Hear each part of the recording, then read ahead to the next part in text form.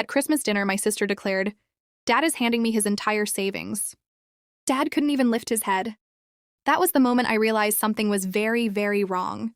Hey, before I begin, hit follow, because this isn't just a story.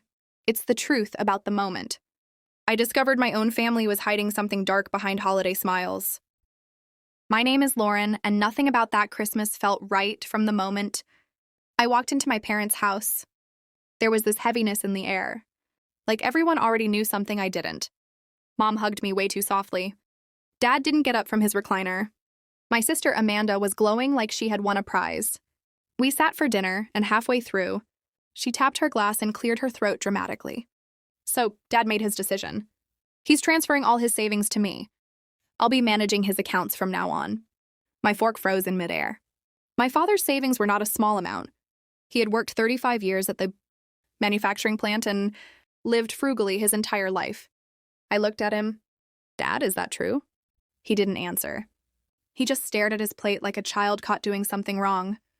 Amanda smirked. He doesn't want to be bothered with finances anymore. And let's be honest.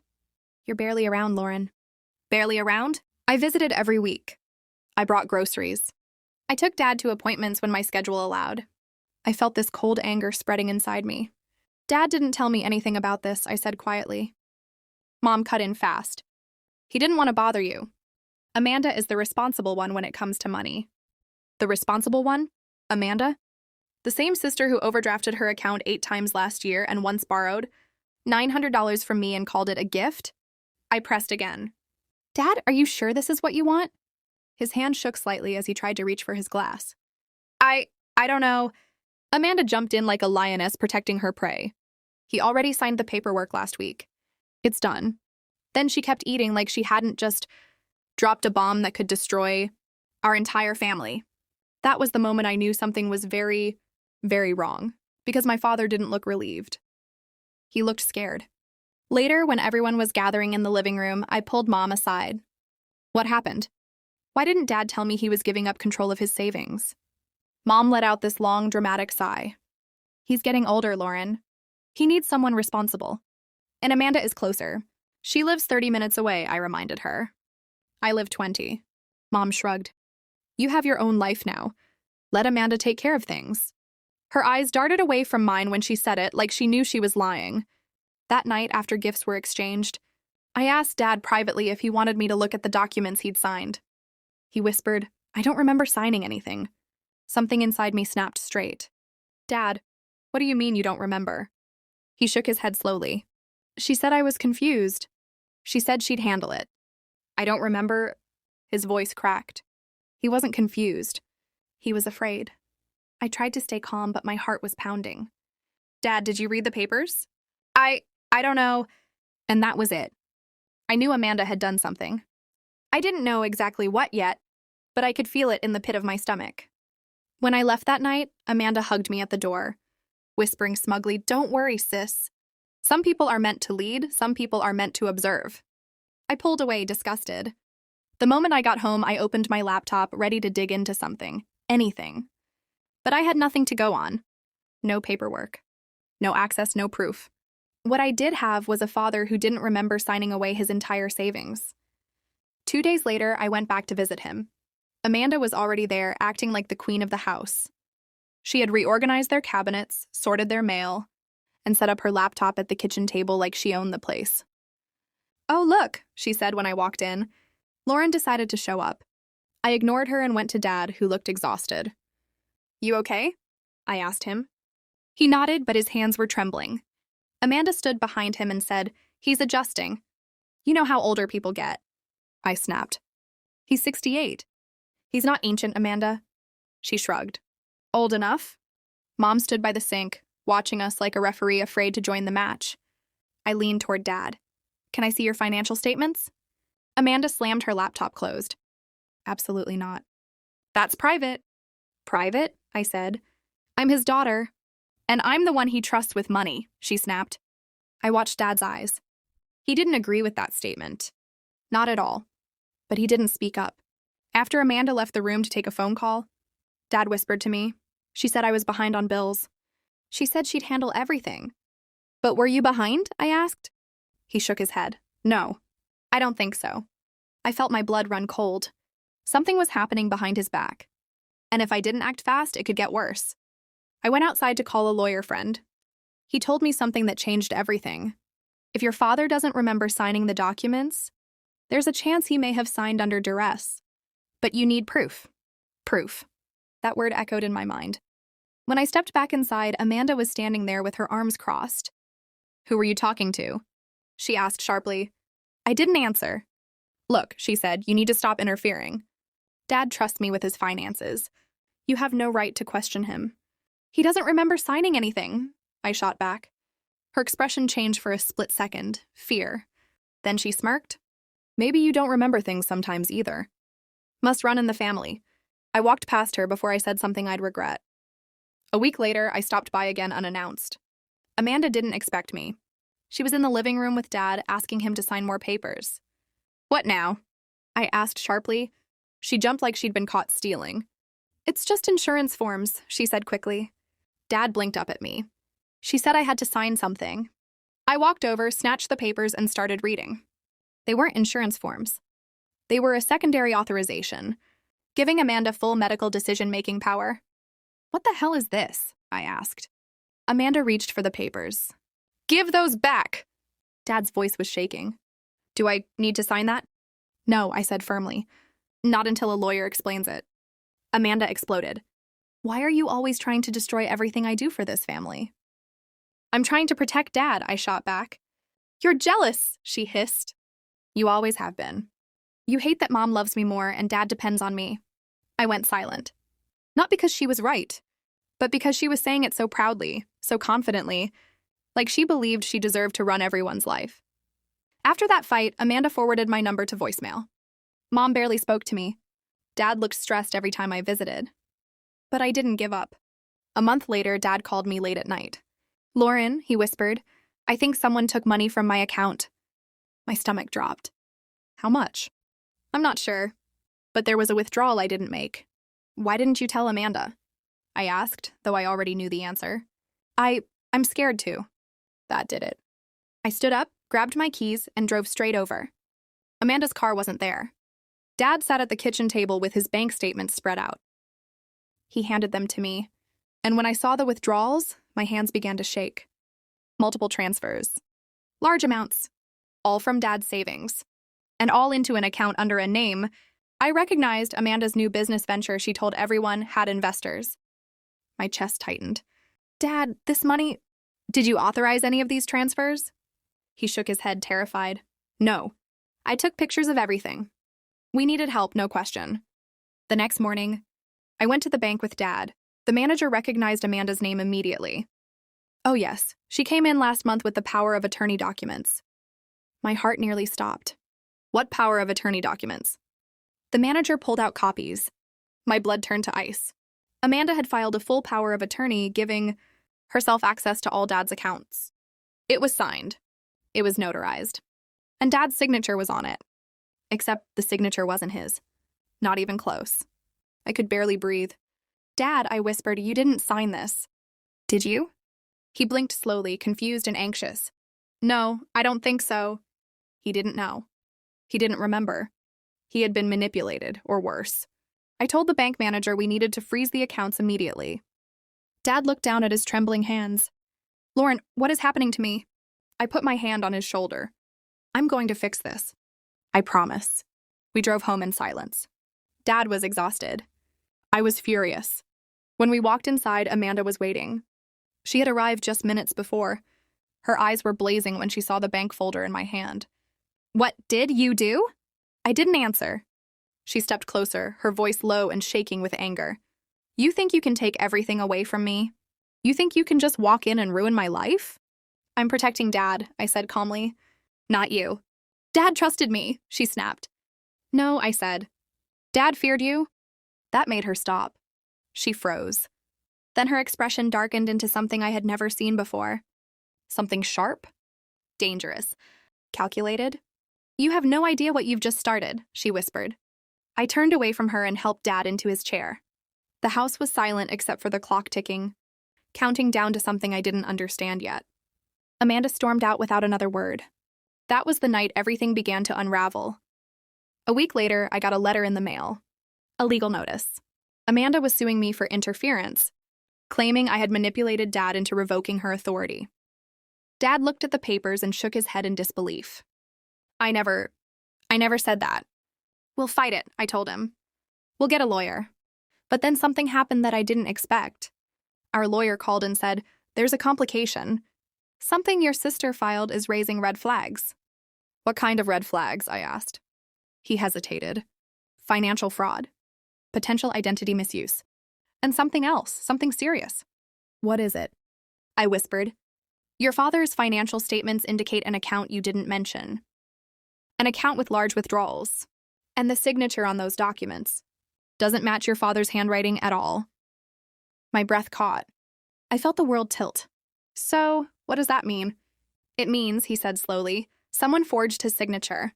And if it's who I think it is, your sister is in far more trouble than you realize. I felt cold all over. What kind of trouble? The lawyer sighed.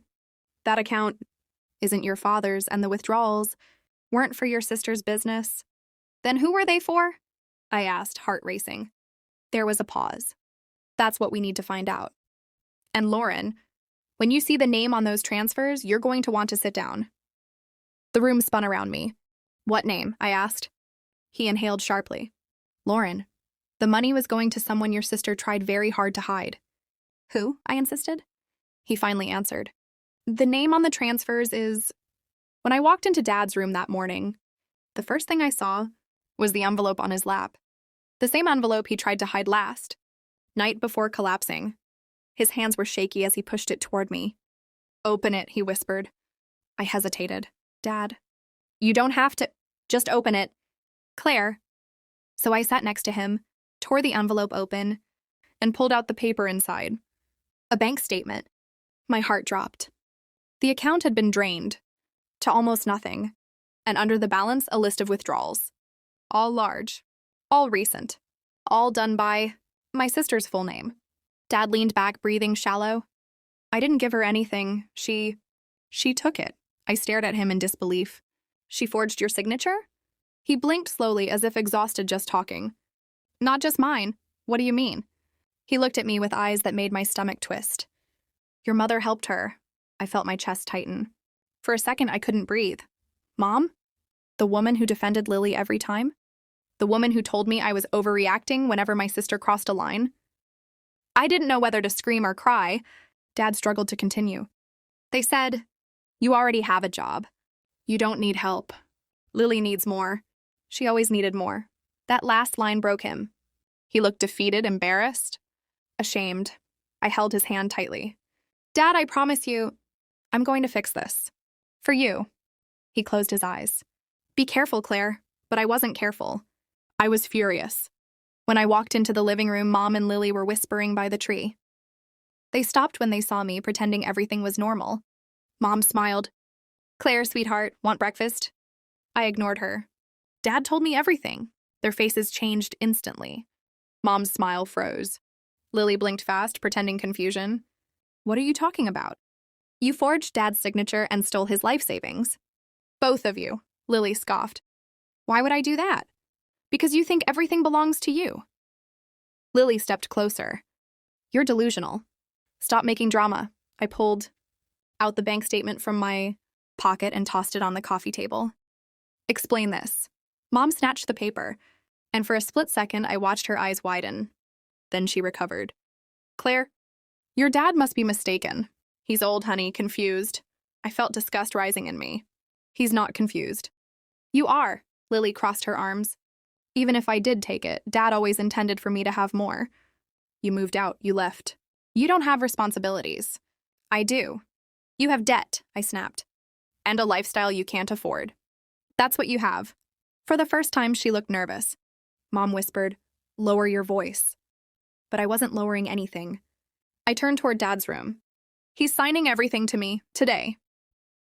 Lily's face shifted to panic. He can't. Dad promised. No, I cut her off. You promised yourself. She lunged at me, trying to grab the paper back, but I pushed her away. Touch me again and I swear, girls, Mom shouted. Dad's voice suddenly echoed weakly from his room. Claire, wait. But I didn't. I walked outside, dialing a number I never thought I'd call. My childhood best friend, who had become an estate attorney. He picked up immediately. Claire, everything okay? No, I said. But I need your help. Today. By the time I got back inside, Mom and Lily were in Dad's room, whispering urgently. I heard Lily's voice. Dad, you can't change anything. I've already filed paperwork. You need to stop Claire before she ruins everything. I swung the door open. Mom jumped. Lily stared at me with pure hatred. Dad looked terrified. Get out, I told them. Mom stood.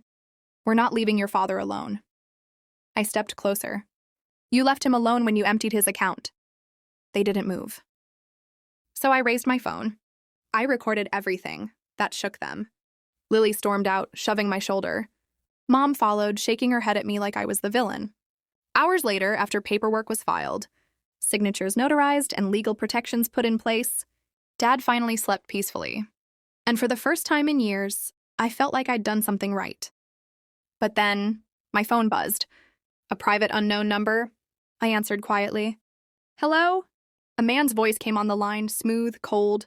Is this Claire? Yes. I'm calling regarding your father's recent accusations. Your sister hired us to investigate some things. And we just thought you should know. I froze. Investigate me?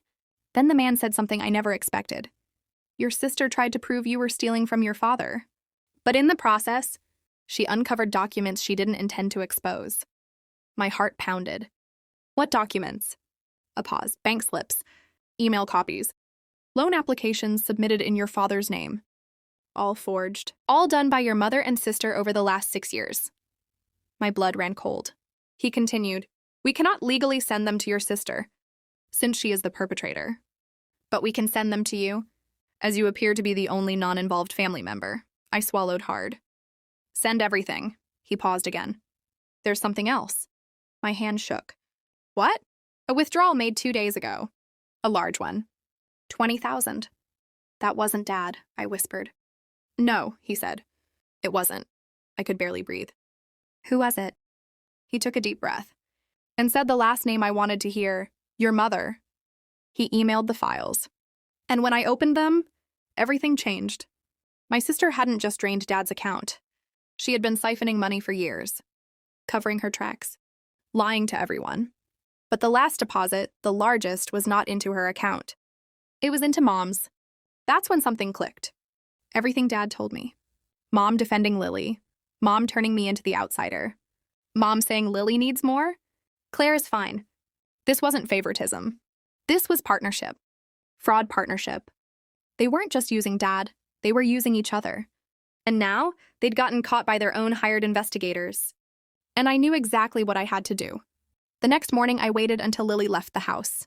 Mom drove her to the salon, of course. Dad was awake, sipping tea in bed. I sat next to him. Dad, I need you to tell me something honestly. He nodded slowly. Anything. Did Mom ever pressure you to put Lily first? Financially? His lips trembled. She said, sat next to him. Dad, I need you to tell me something honestly. He nodded slowly. Anything. Did Mom ever pressure you to put Lily first? Financially? His lips trembled. She said, you were strong. Lily wasn't. Did she ever guilt you into signing documents? He hesitated. She said, if I didn't help Lily, Lily would fall apart. And if Lily fell apart, she might hurt herself. My chest tightened painfully. They manipulated you. He looked away. I didn't want to believe that. I held his hand. I'm going to make this right. But Dad, once I do, things won't be the same. He exhaled deeply. Maybe that's what we all need. That afternoon, I called Lily. She answered with attitude. What? I need you and Mom to come home, now. Why? Dad wants to talk. They showed up 20 minutes later. And the moment they stepped into the living room, Dad spoke quietly from the recliner. I know everything. Mom blinked fast. What are you talking about? I handed her the folder. She flipped through it, her face draining of color with each page she turned. Lily snatched a page, reading it with wide eyes. Mom, this looks like fake! Mom screamed suddenly. This is all fake. I stared at her. The investigators you hired sent it. Mom's mouth dropped open. You exposed yourself, I continued. Not me. Dad spoke again, voice trembling. You used me, Mary. Mom stepped back. No, honey, listen. And you, Dad said, turning his tired eyes toward Lily. You took advantage of me because you knew I'd do anything to keep you happy. Lily burst into tears. Dad, she made me do it. Mom glared at her. Lily! Don't you dare. Enough, I said. I pulled my phone out and placed it on the table. A recording. Mom froze. Lily gasped. It was the recording from last night. Mom and Lily whispering in Dad's room, convincing him not to change anything, telling him I would ruin everything, every word. Played loudly, clearly, damning. Mom sank into a chair. Lily covered her face. Dad looked heartbroken. Then quietly, he said, Claire, call the attorney. Mom's head snapped up. No. Honey, please. Dad didn't look at her. I've spent my whole life giving. Maybe that's why you two decided taking was easier. Dad, please. Lily sobbed.